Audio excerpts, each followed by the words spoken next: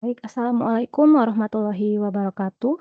Selamat pagi, selamat siang, selamat sore, dan selamat malam bagi rekan-rekan Taruna Pengolahan Hasil Laut Politeknik Kelautan dan Perikanan Jemberana. Jadi hari ini saya akan menyampaikan materi mengenai pengemulsi, pemantap, dan pengental untuk perkuliahan bahan tambahan pangan ya. Baik, jadi agenda perkuliahan kita, pertama kita akan membahas fungsi bahan pengemulsi, fungsi bahan pemantap dan pengental, serta bagaimana standar penggunaan bahan pengemulsi, pemantap, dan pengental. Yang pertama kita bahas adalah mengenai pengemulsi atau bahasa Inggrisnya adalah emulsifier. Nah, berikut ada beberapa ilustrasi mengenai pengemulsi. Jadi bisa dilihat di ilustrasi di gambar pertama ya. Oke, di gambar pertama ini, nah yang ini, kalian bisa lihat ada di sini ada air ya, air, lalu di sini ada diteteskan minyak.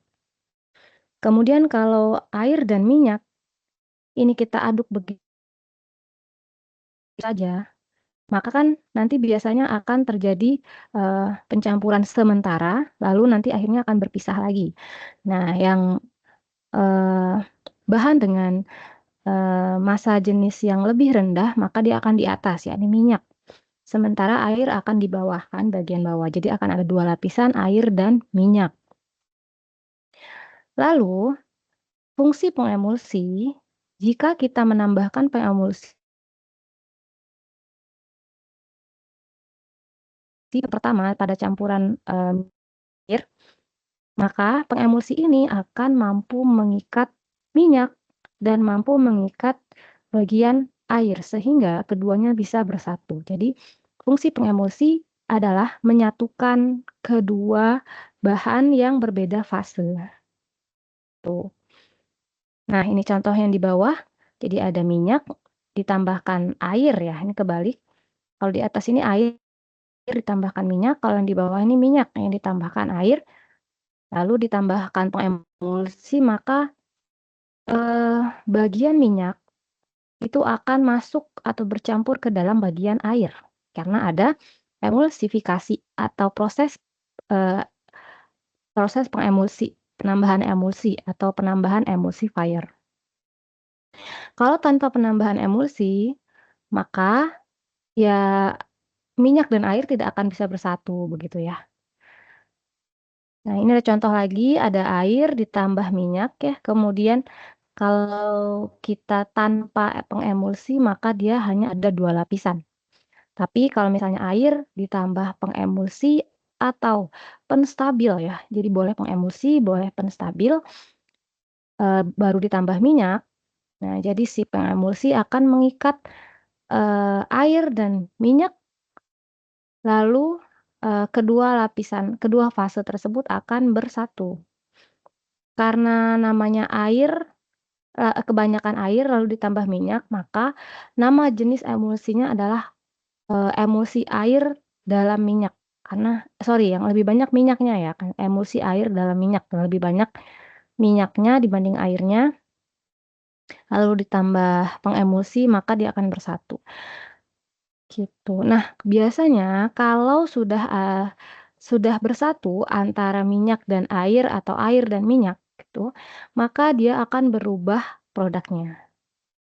Misalnya aja ini, kalau hasil emulsi, eee, air dalam minyak, berarti ingat ya kalau air dalam minyak yang lebih banyak minyaknya. Kalau lebih banyak minyaknya terus ditambah air, maka dia terus ditambah emulsifier, dicampur, maka produk yang dihasilkan adalah margarin. Kalau bentuknya, lebih banyak air nih, kayak seperti ini ya, airnya misalnya dalam bentuk cuka misalnya ya. Cuka kan, eee, mengalirnya seperti air ya, anggap anggap adalah cuka.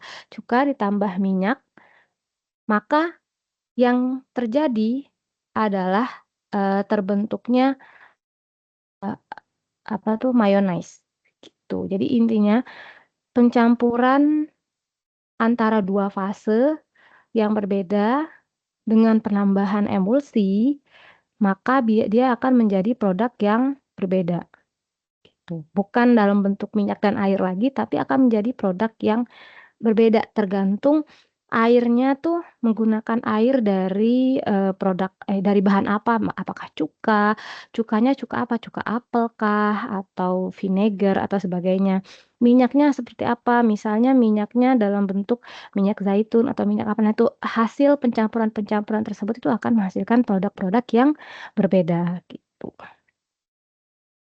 Oke, tadi ada ilustrasinya. Nah, ini adalah pengertiannya.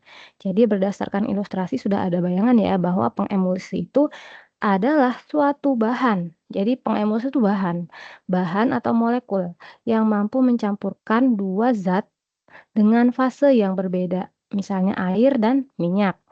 Tuh. Nah, ini misalnya ini nih cuka ya. Ini kan cuka. Terus ditambahkan setelah di blender dia akan menjadi mayonnaise. Tuh. Nah, eee, ini cuka, ini minyak.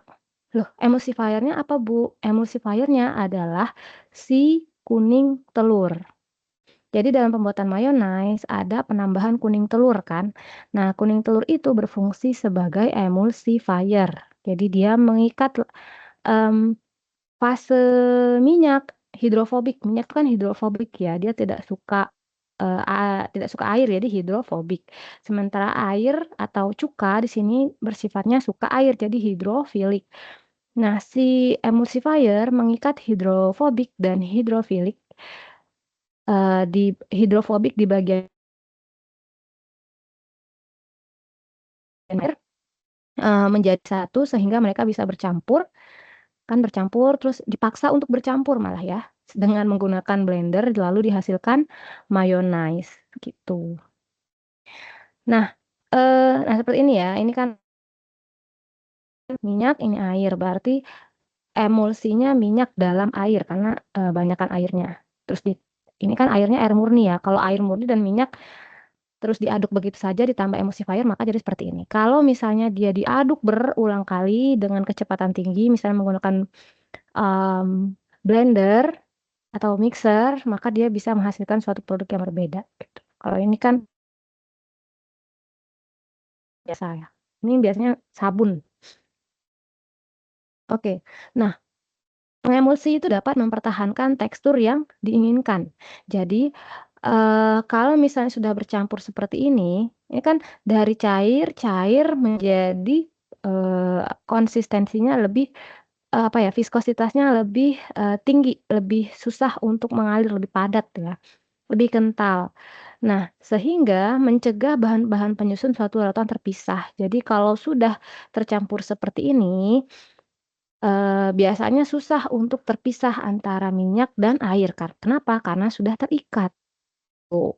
Beda halnya kalau tanpa emulsifier dia akan mudah kan berpisah. Nah, kalau ada emulsifier dia akan tetap, cenderung stabil, gitu. Tapi ya kalau misalnya umur simpannya seiring dengan umur simpan ya, semakin lama umur simpan maka lama-kelamaan dia akan berpisah juga. Misal seperti susu sapi itu kan, adalah hasil emulsifikasi loh. Dia tuh kalau misalnya, sudah mulai rusak dia akan terpisahkan antara lapisan minyak dan lapisan airnya. Nah, eee, emulsifiernya siapa? Emulsifiernya ya emang alami ya dari susu. Nah, kalau, semakin lama dia akan terpisah. Nah, kalau biasanya kan ada penambahan emulsifier lagi, biar dia lebih stabil atau kalau tidak ditambahkan emulsifier, biasanya ditambahkan dengan stabilizer gitu, biar dia lebih stabil. Itu contohnya susu atau santan begitu. Itu kan kalau santan kan dia mudah terpisah ya. Nah, makanya ada penambahan emulsifier atau stabilizer. Kemudian produk hasil emulsi, itu kan konsistensinya, cenderung kental dan padat ya, sehingga mampu meningkatkan mouthfeel atau sensasi di mulut dan juga bisa memperpanjang umur simpan suatu produk. Tuh. Nah, berikut adalah mekanisme pengemulsi. Jadi, emulsifier itu terdiri dari, ini kenapa kenapa emulsifier bisa mengikat, lapisan, hidrofobik dan bukan lapisan, ikatan molekul hidrofobik dan molekul hidrofobik dari minyak dan molekul hidrofilik dari air. Kenapa bisa mengikat? Kenapa? Karena emulsifier itu punya, uniknya itu dia punya 2, apa ya, punya jadi, molekul si emulsifier itu punya 2, sifat gitu.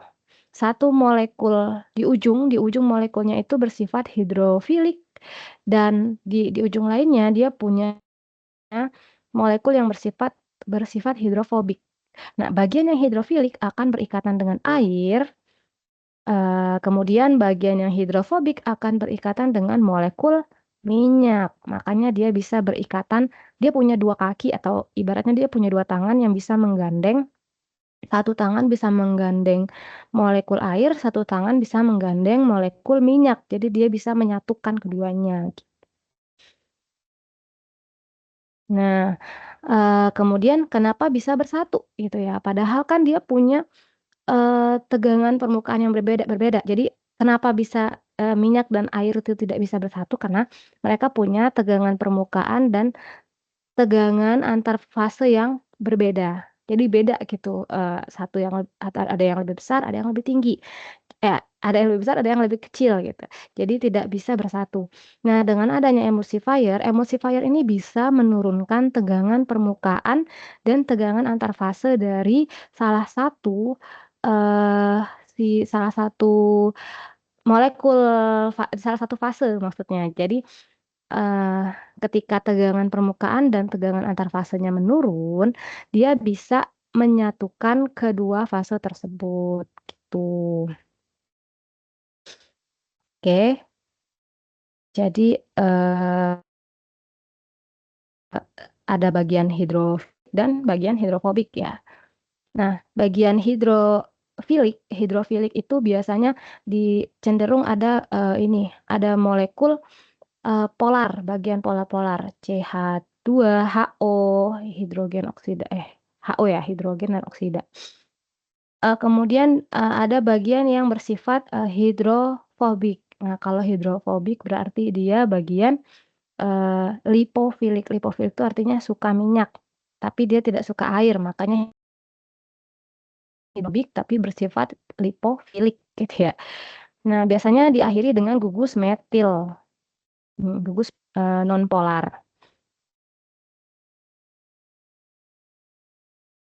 Oke, kemudian berikut adalah tujuan penambahan, emulsifier. Jadi pertama tadi mampu mengurangi tegangan permukaan antara minyak dan air, sehingga bisa mendorong pembentukan emulsi dan mendorong keseimbangan. Jadi ada yang tadi kan ada yang tinggi, ada yang rendah. Nah, yang tinggi akan merendah menyesuaikan yang rendahnya. Jadi dia seimbang. Nah, jadi terbentuk keseimbangan fase antara minyak dan air, makanya dia bisa bersatu. Lalu pengemulsi itu bisa mengubah tekstur produk. Ya kan, tadi kan bisa dari yang cair kemudian ditambahin emulsi makanya jadi agak padat seperti mayonnaise. Jadi dia bisa mengubah tekstur produk, sehingga mampu memperbaiki mouthfeel atau sensasi di mulut jadi lebih enak kan. Kalian mau kan mengkonsumsi mayonnaise dibandingkan kalian harus mengkonsumsi minyaknya sendiri gitu ya, atau air air dicampur minyak kalian konsumsi kan nggak enak ya. Eee, ya better kalian mengkonsumsi yang sudah eh, hasil produk emulsinya sih, misalnya mentega atau mayonnaise gitu. Makanya dia bisa memperbaiki tekstur produk dan mouthfeel atau sensasi di mulut. Selain itu, si pengemulsi itu bisa juga melembutkan adonan roti, melembutkan kristal es krim gitu. Jadi kristal es krimnya lebih halus, adonan rotinya lebih empuk, itu karena ada emulsi. Kemudian mampu memperpanjang umur simpan produk. Iya, kenapa? Karena produk emulsi mampu mencegah pemisahan, fase antara minyak dan air, sehingga tampilannya akan lebih konsisten, homogen, dan kita, lebih menarik untuk diminum. Kan seperti ini, mana mau kan mengkonsumsi kan, ini biasanya sudah mendekati, expired date bukan expired date, best before ya. Udah mau expired ya? Ini bukan best before, udah mendekati expired date ini malah udah. Oke, lanjut. Nah, berdasarkan kelarutannya, jenis pengemulsi itu ada 2 jenis, ada oil in water dan water in oil. Sorry, bentar. Oke, berdasarkan kelarutannya ada 2 ya, ada oil in water dan water in oil. Kalau oil in water Kalau oil in water atau minyak di dalam air, berarti yang lebih banyak adalah, eee, fase minyak ya, fase air, karena oil in water. Jadi kebanyakannya adalah fase minyak dalam, eee, penambahan minyak dalam larutan air. Jadi oil in water. Kalau water in oil itu berarti tetesan air di dalam minyak, berarti yang lebih banyak adalah persen persen, minyaknya gitu ya. Ingat ada oil in water dan water in oil. Oke ini, persentase untuk oil in water berarti persentase oil lebih sedikit dibandingkan water. Nah, sementara water in oil persentase waternya lebih banyak dibandingkan persentase minyak. Oke, oil in water kita singkat OW ya, emulsi OW. OW umumnya digunakan untuk produk-produk yang, memiliki konsentrasi minyak yang rendah. Nah, hasil oil in water contohnya adalah susu, mayonaise, atau ini ada vinaigrette dressing atau, minyak dalam, cuka vinegar. Ya, kalau pakai cuka makan biasa atau pakai air jeruk, maka dia bisa menjadi ini kalau dia pakai vinegar maka namanya vinaigrette dressing. Kemudian kalau contoh produk water in oil, contohnya adalah mentega, kemudian margarin atau krim-krim kocok krim dingin ya. Nah, kemudian selain ada WO dan OW, jenis pengemulsi itu ada juga yang disebut dengan emulsi berganda. Kalau ini kan emulsinya dasar ya, berdasarkan, jenis emulsi dasarnya itu ada 2 jenis. Tapi kalau kita lihat lagi berdasarkan multiple berganda, jadi, eee, hasil kalau kalian sudah punya oil in water, kemudian dimasukin lagi ke oil misalnya, jadi oil in water, terus masuk ke larutan oil lagi, maka itu disebut dengan emulsi berganda.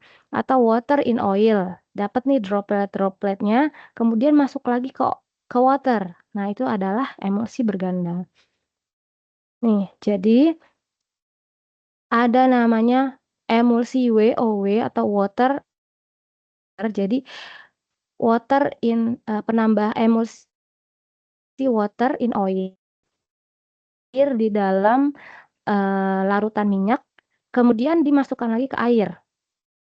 Tuh, ada juga namanya oil, water, oil, pengemulsi oil, water, atau droplet, minyak yang dimasukkan ke dalam air, kemudian dimasukkan lagi ke dalam larutan minyak, gitu ya. Nah, jadi ada emulsi yang berganda, emulsinya 2 kali atau multiple emulsion. Nah, biasanya, eee, emulsi WOW dan emulsi OWO itu digunakan untuk proses enkapsulasi. Apa itu proses enkapsulasi? Biasanya ini terkait dengan, mmm, apa ya, biasanya ada penambahan vitamin gitu, atau penambahan, apa ya, di obat-obatan ada enkapsulasi gitu. Tujuannya buat apa? Biasanya biar hasil emulsinya bisa lebih stabil dan lebih tahan suhu atau tahan perlakuan panas. Misal vitamin A ya, penambahan vitamin A dalam minyak, kan sekarang sudah ada fortifikasi. Nah, fortifikasi vitamin A dalam minyak. Nah, untuk membuat fortifikasi vitamin A, maka biasanya akan ada, eee, pembuatan emulsi vitamin A.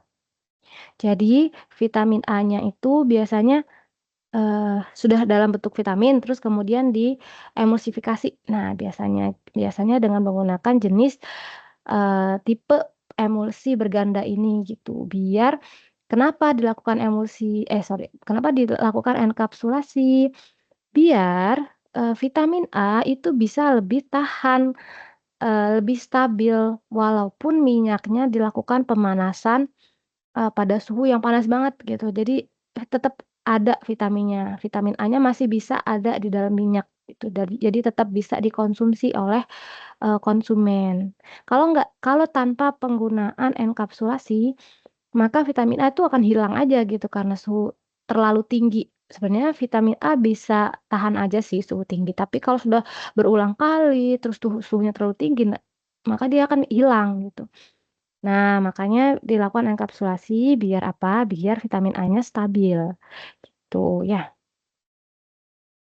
Nah, lanjut, ini adalah contoh emulsi bergandanya. Jadi water misalnya, droplet water masuk ke lapisan air, lalu ditambahkan emulsifier, lalu dihomogenisasi itu misalnya di blender kah, atau dikocok, atau dicampur, maka dapatnya emulsi water in oil yang pertama.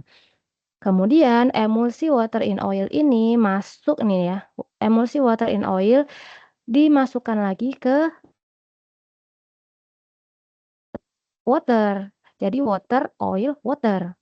Dihomogenisasi jadilah emulsi water, oil, water. Sama juga kalau oil in water berarti di sini oil, droplet oil masuk ke lapisan water, ditambah emulsifier, dilakukan homogenisasi, dapatlah emulsi oil in water.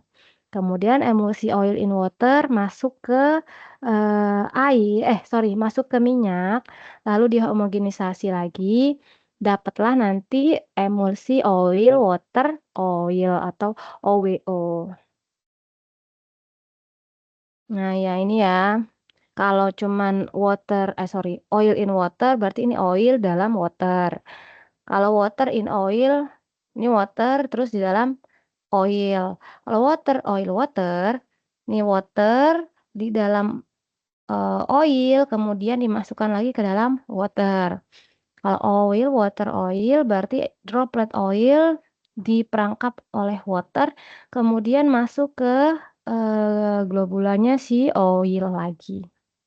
Nah ini ya jadi, emulsi, molekul emulsi ada 2 tangan atau ya 2 tangan, satu yang bersifat polar, satu yang bersifat non-polar. Atau polar ini yang, berikatan dengan air, sementara non-polar itu berikatan dengan minyak. Oke, nah kalau berdasarkan asalnya, jenis pengemulsi ada 2 jenis, ada yang alami dan sintetis. Kalau yang alami, biasanya ya berasal dari bahan-bahan yang, alami ya, seperti nabati, kalau ada yang bersifat nabati, ada yang hewani. Kalau yang nabati misalnya dari lecitin, lecitin kedelai, kemudian kemudian bunga matahari gitu, atau iya lecitin kedelai, bunga matahari. Kemudian hewani itu lecitin kuning telur, jadi kuning telur itu bisa bersifat emulsifier. Bisa berperan sebagai emulsifier, makanya kalau kalau mau bikin kue itu kan ada cuman ditambahkan kuning telur aja, itu kenapa? Ya buat mencampurkan lapisan minyak dan air gitu, bukan hanya untuk apa ya, maksudnya kan ada yang emang harus ditambahkan kuning telur dan putih telurnya, ada yang cuman ditambahkan kuning telurnya aja. Nah, biasanya kalau hanya menambahkan kuning telurnya aja, maka, si adonan justru akan jauh lebih empuk dibandingkan dicampurkan sama putihnya gitu, dia lebih empuk. Kemudian kalau, alami kan tadi berasal dari bahan alami ya, kalau sintetis tentunya berasal dari proses-proses kimiawi gitu, sintetis atau buatan. Lalu sifatnya itu fleksibilitasnya ya, fleksibilitas, emulsifier alami itu tergantung dari sifat pengemulsinya, sifat bahan, kondisi pengolahan, dan sebagainya. Jadi dia tidak yang mana ya, yang emulsi alami itu tidak tahan kondisi pengolahan ekstrim. Dia tidak bisa kalau ada suhu panas tinggi, mungkin terlalu asam, dia justru tidak bisa. Jadi tergantung sangat banyak sekali faktor yang eee, mempengaruhi emulsi dari emulsifier alami. Tetapi kalau kalau menggunakan pengemulsi sintetis, justru dia jauh lebih tahan pada berbagai kondisi pengolahan, yaitu untungnya dia sintetis itu. Terus lebih konsisten hasilnya, kemudian, walaupun ditambahkan pada konsentrasi yang rendah, dia tetap, eee, efektivitasnya lebih stabil dibandingkan yang emulsifier alami. Kalau emulsifier alami, dia tidak dia perlu konsentrasi yang tinggi gitu ya, untuk menghasilkan produk emulsi yang baik. Nah, berikut adalah contoh-contoh pengemulsi. Jadi, contoh pengemulsi ini juga mungkin kalian temukan nggak cuman berfungsi sebagai emulsifier, juga berfungsi sebagai stabilizer dia dan sebagai apa tuh, kita kan belajar ada pengental ya, ada pengental juga. Nah, jadi pengemulsi ini juga bisa berperan sebagai, pengental. Oke, contohnya ada lecitin, nah ini alami. Oke, kemudian ada mono dan digliserida asam lemak, ini ada bersifat alami dan sintetis. Kalau alami, dia bisa berasal dari minyak kedelai, minyak atau lemak hewani, minyak bunga matahari, minyak kelapa. Kalau sintetis berarti dia turunan atau esterifikasi ya, esterifikasi asam lemak. Kemudian ada sorbitan ester, span-span, jadi eh, twin gitu ya. Namanya ada twin berapa, twin 20, twin berapa itu ada yang bersifat alami dan sintetis. Ada juga polisorbat. Sorry yang polisorbat tuh twin, nama lainnya twin, kalau sorbitan ester tuh nama lainnya span. Polisorbat ini sintetis, tentu saja dia hasil esterifikasi asam lemak dari turunan sorbitol. Untuk aplikasinya ya berbeda-beda ya. Nah, tapi ya biasanya sih, setahu saya bisa, hasilnya tuh sama sebenarnya. Cuman mungkin, ada yang lebih cocok misalnya lecithin untuk gitu. Ya kalau mau dibuat topping kocok juga boleh mungkin ya, cuman mungkin hasilnya tidak akan sebaik, penambahan sorbitan ester, gitu. Ya maksudnya nggak masalah kalau kalian menambahkan pengemulsi, tapi tidak sesuai aplikasinya itu nggak masalah sebenarnya, cuman mungkin hasil yang diperoleh tidak akan sebaik dengan, sesuai dengan peraturan gitu, ini kan ini berdasarkan, peraturan ya. Jadi gitu deh, harus sesuai, tapi ya kalau misalnya nggak ada dicampur juga nggak masalah, nggak sesuai aplikasinya nggak masalah. Oke, ini ada produk polyglycerol ester dan ada sukrosa ester, tentu saja itu jenis emulsifier yang sintetis. Kalau sintetis artinya dia hasil esterifikasi atau perpanjangan ya, perpanjangan dari, eee, misalnya kalau polyglycerol ester pada gliserol asam lemak nabati. Kalau sukrosa ester berarti hasil esterifikasi dari, eee, asam lemak metil. Nah ini Ada ilustrasi lagi, jadi, sama tadi ya, berarti dari misal ada water base, ini ada contohnya, ada vinaigrette, produk vinaigrette salad tadi, dressing, ada mayonnaise. Oke, kalau vinaigrette berarti, eee, yang lebih banyak adalah, eee, vinaigrette itu cuka ya, water, bagian water-nya, cuka vinaigrette, vinegar. Kemudian ditambah dengan droplet minyak, maka terus ditambah emulsifier adalah vinaigrette, vinaigrette dressing. Sama kalau ini contoh mayonnaise. Mayonnaise itu kan biasanya ini atau, bisa juga pakai air jeruk. Air jeruknya air jeruk nipis boleh, air jeruk lemon boleh, kemudian tambahkan lecithin, lecithin, kuning telur. Campur sini, lalu diteteskan minyak sambil terus dikocok, maka akan membentuk mayonnaise, gitu. Oke, lanjut ya. Nah, berdasarkan peraturan Kepala Badan POM, nomor 20 tentang batas maksimum penggunaan BTP pengemulsi, ini kita bahas beberapa aja ya, banyak banget kalau kalian mau baca sendiri silahkan. Banyak sekali, eee, jenis-jenis bahan pengemulsi. Nih misalnya kalau di sini kita ambil contoh ada kalsium karbonat, ada lecithin dan mononatrium fosfat. Fungsinya ya karena ini pengemulsi ya bisa jadi pengemulsi, bisa juga jadi penstabil, bisa juga jadi pengental, tapi lebih ke pengemulsi dan penstabil dulu. Kemudian ADI acceptable daily intake, kalau dari peraturan tersebut tidak dinyatakan, tapi penambahannya berdasarkan CPPB. Artinya apa? Artinya penambahannya disesuaikan sampai diperoleh tekstur atau produk yang diinginkan, gitu. Sampai diperoleh mutu produk yang diinginkan. Sampai gimana nih gitu, nah itu boleh diperbolehkan sebanyak apa, sampai sebanyak apapun ya, sampai, diperoleh, tekstur yang kita inginkan. Sama lecithin juga sama, mau banyak lecithin yang ditambahkan tidak masalah sampai diperoleh konsistensi atau tekstur atau mutu produk yang kita inginkan. Tapi beda halnya dengan mononatrium fosfat, dia ada batasan ADI-nya yakni 70 miligram per kilogram berat badan. Artinya apa? Artinya, penambahan mononatrium fosfat itu ada aturannya dan, konsumsinya itu dibatasi, seharinya adalah 70 miligram per kilogram berat badan. Tuh, jadi penambahannya berdasarkan ADI ini ya atau konsumsinya tuh tergantung dari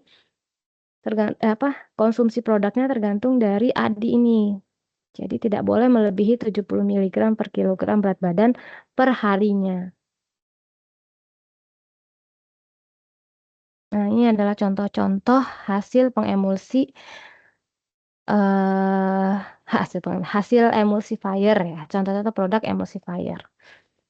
Ada tadi monodiglyceride asam lemak, ada sodium steroilaktilat, ada sukrosa ester, ada GMS, ada sorbitan ester, dan ada polisorbat. Ini hasil produk emulsi yang berbahan kelapa sawit. Kemudian ini ada informasi mengenai atau trivia ya, trivia mengenai, pengemulsi tertua. Jadi ada namanya wax atau lilin lebah. Lilin lebah itu dianggap sebagai pengemulsi tertua. Sementara penggunaan kuning telur atau lecithin sebagai pengemulsi makanan sudah dikenal sejak abad ke-19 gitu. Kemudian ini untuk mengatasi keterbatasan masa simpan kuning telur ya, karena kuning telur kan umur simpannya tidak panjang gitu ya, makanya muncullah namanya lecithin kedelai ya, sebagai alternatif pengemulsi lecithin kuning telur.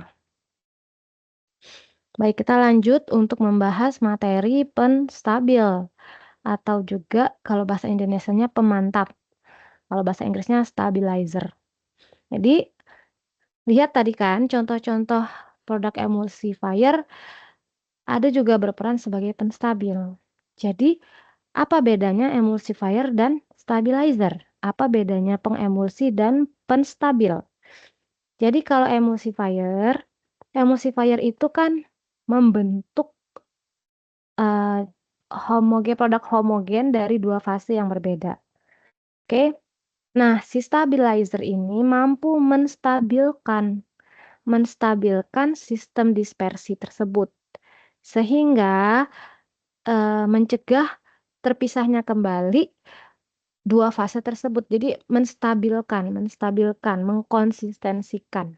Itu. Jadi kalau emulsifier dia yang mempertahankan atau membentuk struktur, stabilizer ini yang mempertahankan. Biasanya kalau di produk-produk di merek-merek ya, merek misalnya buat kue itu ada TBM, untuk emulsifier itu ada TBM, Ovalet, SP gitu ya untuk buat produk. Kalau stabilizer itu contohnya ada gelatin, CMC, alginat, pektin, guargam. Dan biasanya stabilizer ini kita tambahkan dalam pembuatan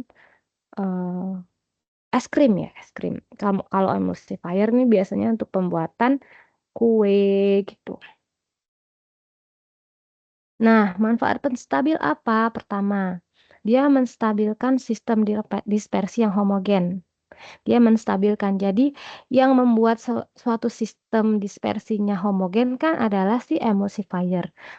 Kemudian dilanjutkan dengan distabilkan dengan penstabil. Kemudian karena sudah stabil dia mencegah terpisahnya antara struktur makanan yang sudah homogen. Sehingga dia mampu membantu menghasilkan misal foam yang busa yang stabil gitu atau larutan-larutan kayak gini lebih stabil, lebih lama bertahannya, lebih konsisten. Kemudian dia meningkatkan viskositas bahan yang diolah. Meningkatkan viskositas itu artinya dia mengentalkan ya, viskositas tinggi itu lebih kental. Jadi penstabil mampu berperan juga sebagai pengental bahan-bahan yang dia stabilkan. Nah, kalau misalnya dia mengentalkan, ini adalah beberapa mekanismenya. Dengan cara apa? Dengan cara menghalangi bergabungnya beberapa butiran zat menjadi butiran yang lebih besar. Jadi dia mencegah padatan-padatan atau ya globula-globula ya. Globula-globula menjadi satu butiran yang lebih besar, mencegah flokulasi nih, mencegah bersatunya satu endapan dengan endapan lain, terus dia membentuk endapan yang lebih besar. Nah, itu bisa dicegah dengan stabilizer. Kemudian dia mampu juga meningkatkan viskositas dari air yang tidak membeku. Kalau di es nih, jadi kan di es itu ada bagian air yang tidak membeku. Nah, air yang tidak membeku ini dengan adanya penstabil, penstabil ini bisa mengentalkan si fase air. Jadi airnya nggak mudah meleleh. Makanya es krim itu kan rata-rata lebih terbentuk krim yang lebih stabil, nggak terpisah antara krim dengan air, dengan minyak gitu ya, dengan campuran susunya tuh atau terbentuk krimnya lebih konsisten kan es krim. Beda halnya kalau kita makan es-es yang ada di pinggir jalan gitu ya, itu kan es krim yang mamang-mamang, itu kan biasanya penstabilnya mungkin dari jenis yang berbeda ya. Jadi kadang lelehannya itu bukan krim yang meleleh gitu, malah airnya gitu kan. Karena ada fase air yang tidak membeku, yang bisa meleleh. Itu bisa ditingkatkan konsistensinya atau viskositasnya dengan penambahan penstabil. Lalu mencegah penyusutan produk beku.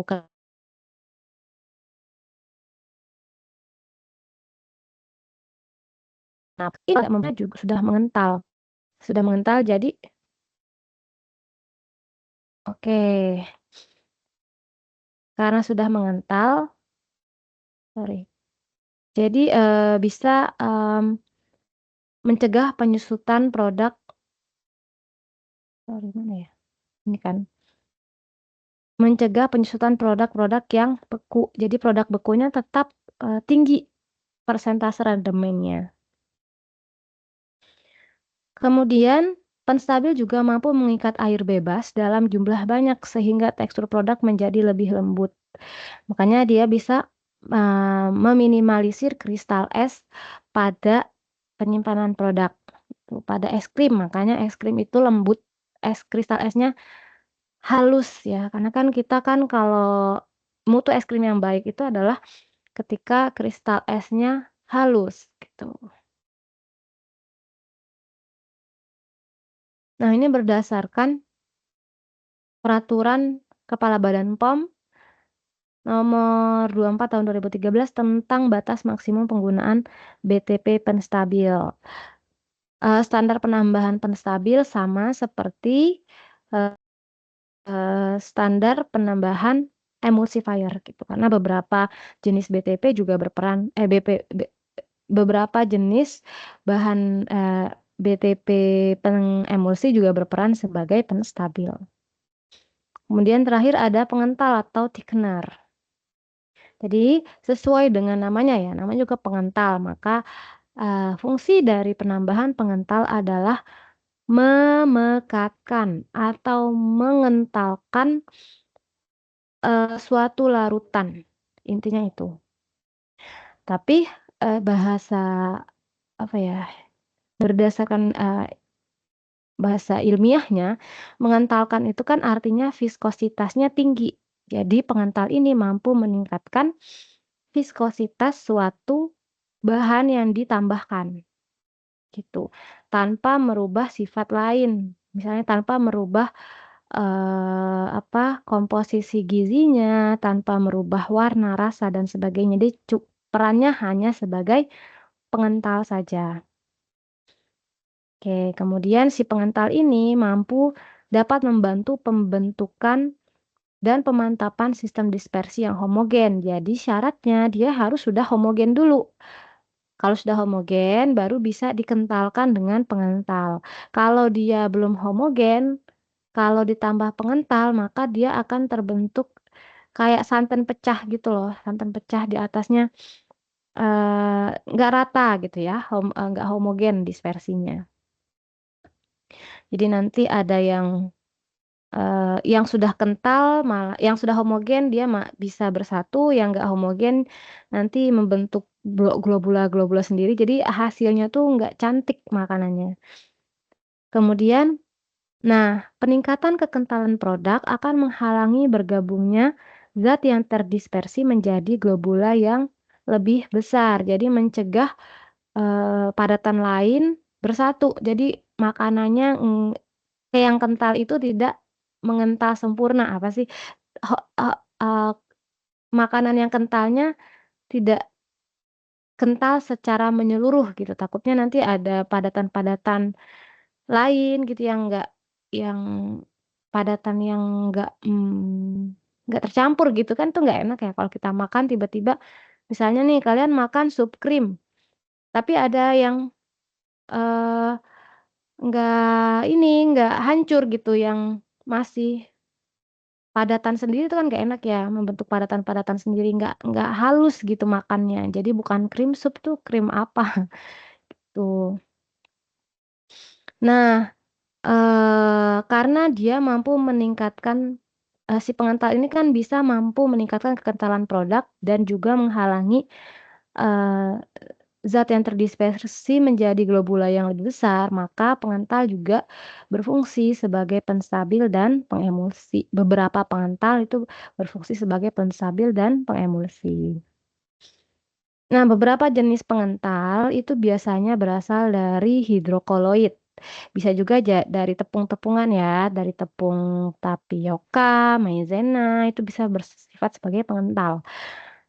Tapi lebih banyak dia berasal dari hidrokoloid. Nah, beberapa jenis hidrokoloid itu contohnya misalnya dari CMC gitu, dari gom, dari agar. Agar-agar itu termasuk pengental. Karagenan, itu dengan catatan ini semua tidak ada rasa ya, maksudnya, yang plain ya, yang asli, yang original. Dari, santan gam, dari gelatin, dari whey, dari protein kedelai, kitosan, albumin, dan sebagainya. Albumin ini, putih telur. Nah, jadi putih telur itu fungsinya pengental, kalau kuning telur atau lecithin berfungsi sebagai emulsifier. Beda ya.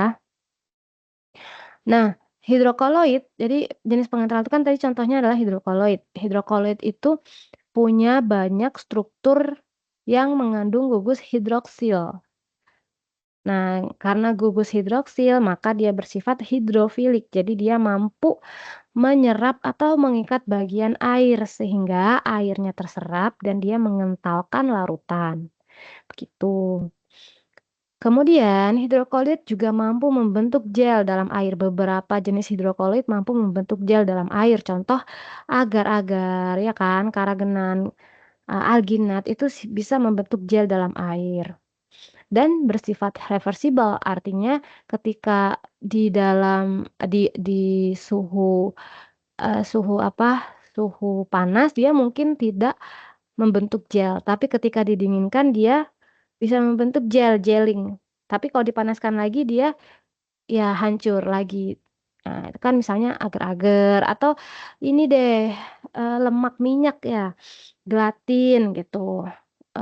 Kalau misalnya contoh deh kalau kalian masak, apa ya, masak gulai gitu ya, gulai yang pakai bukan gulai, gulai deh, gulai. Gulai kambing. Nah, kalau misalnya, gulai kambing itu kan berarti ada tambahan secara nggak langsung ada gelatin ya atau, lemak dari daging yang kita gunakan dari kambing misalnya. Nah, ketika dalam kondisi panas, dia kan kondisinya cair ya, biasa gitu, konsistensinya cair. Tapi begitu didinginkan, maka akan ada lapisan minyak tuh, seakan-akan dia membentuk gelling gitu, kayak di samping-sampingnya tuh kan agak berlemak dan itu membentuk gelling, membentuk gel. Tapi ketika kita panaskan lagi kan gelnya akan hilang. Itu adalah salah satu contoh hidrokoloid.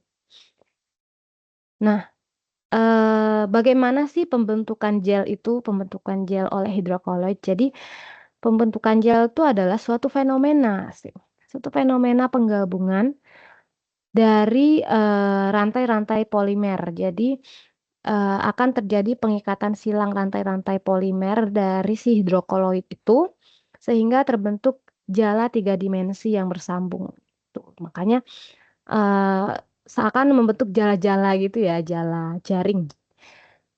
Nah, si jala ini mampu menangkap atau mencegah pergerakan air, sehingga mampu membuat struktur yang kuat dan kaku. Jadi, eee, si jala 3 dimensi ini akan mengikat air sehingga dia ngegel, membentuk gel. Ada seperti air tapi dia, eee, apa ya, kayak, kuat, airnya kuat gitu, membentuk gel. Itu karena ada hasil fenomena terbentuknya jala 3 dimensi. Oke,